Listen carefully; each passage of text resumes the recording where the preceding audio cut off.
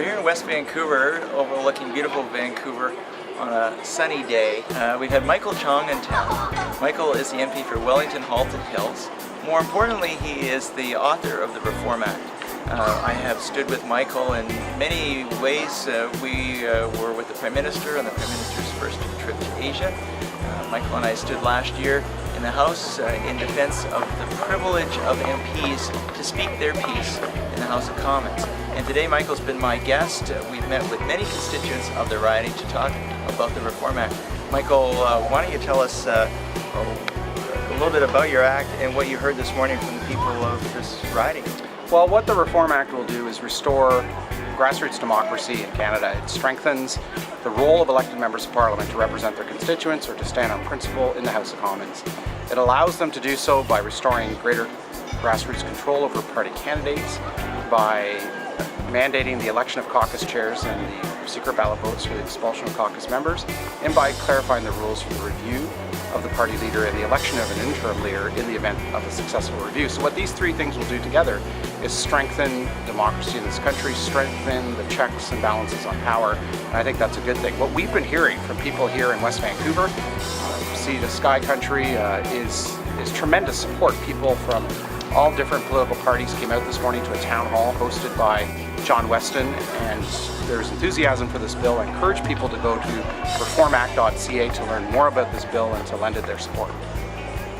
One of the things I like about what you're doing, Michael, is almost by definition you're saying that MPs have something to say, that with a private member's bill you can change the course of history of our country. And supported by people in this riding, I've seen one private member's bill go through on crystal meth, and another one is on its way. It deals with health and fitness. But you're a walking example of the idea that parliamentarians make a difference. It's not necessarily the title, the position in cabinet.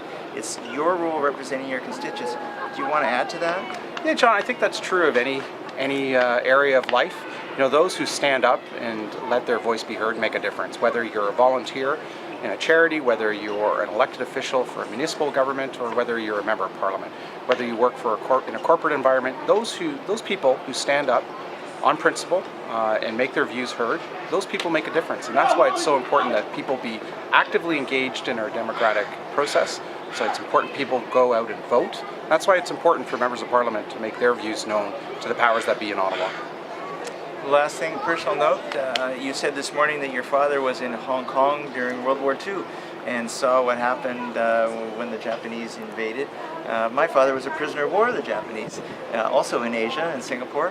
And I just find it interesting that perhaps we have a reverence for democracy that comes from the fact of what our parents saw. Any comment on that?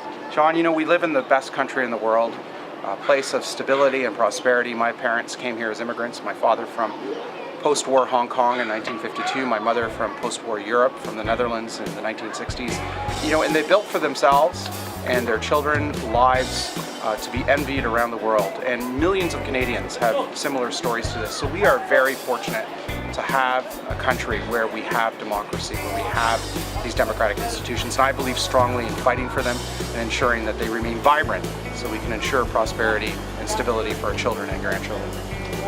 And we serve a Prime Minister who has brought in many good democratic reforms, and I'm confident yours is going to go across the finish line successfully. Thank you. Thank you, John, for having me.